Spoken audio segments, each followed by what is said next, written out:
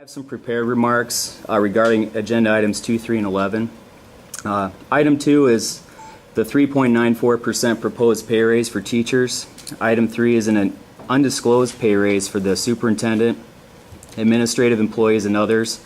And item 11 is regarding the board's discussion to ask for new taxes in the community.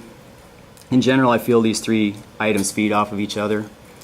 As you grant these pay raises and at the same time little or no scrutiny is given to your overall budget, this board seems blind to the fact that the community can no longer support this spending spree. As I look upon this board, most of you are from above average income households with doctors, lawyers, and other professionals in them. You seem to ignore the fact that property values have dropped in Mason City. In many cases, you cannot sell your home for what you could in 2001, even as the cost of living soars. As one NorthIowaToday.com reader pointed out this morning, FEMA and the city have bulldozed many homes, and city-owned property don't pay taxes. Jobs are scarce in Mason City unless you are willing to wait tables, push carts, or stand behind a counter. There are countless citizens on fixed incomes inching by. The community has been punished for years by a murderer's row of increases from Alliant Energy, City Hall water rates, the grocery store, and the Mason City School District.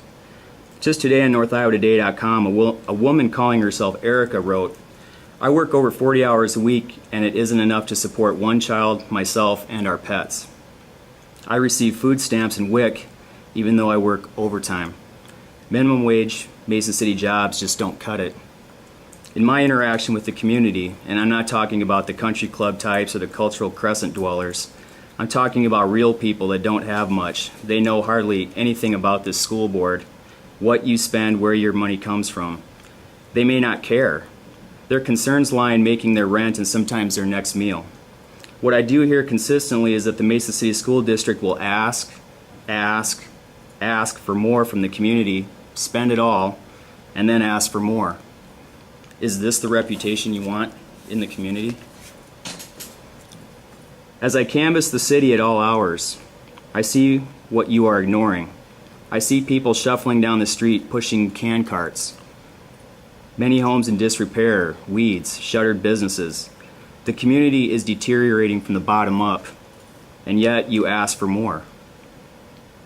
You have student enrollments dropping year after year. You serve fewer children. This is undeniable, and there is no reverse of this trend in sight.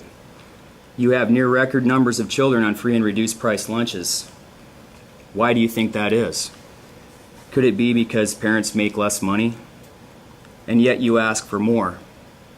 Do you not realize that your budgets and tax burdens reach all corners of the city? It affects all citizens. The rental industry in this city is booming at this time. The landlords will absorb your tax increases and pass it on to their tenants. The downward cycle continues. I would implore the school board to think of the community first and not simply how to grab cash for the district and your colleagues. Excuse me? 1 minute left. I have a minute and a half, Tim. I got my timer going, so. I'm looking at mine too. Okay. I would implore this school board to think of the community first and not simply how to grab cash for the district and your colleagues that work for it. Do not ask for more. Why can't you set an example for the kids and work with what you have? Go back to the basics.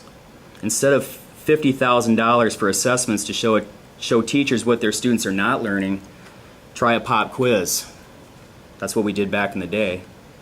Mrs. Misich and other administrators making over six figures, I would ask you, how much is enough? How much more can you squeeze out of this town? This is not West Des Moines, this is not Iowa City. People just plain make less here, and so should you. To the school board, your volunteer service is appreciated.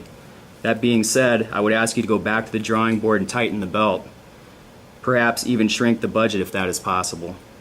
Forget your established long-time friendships, allegiances, and routines.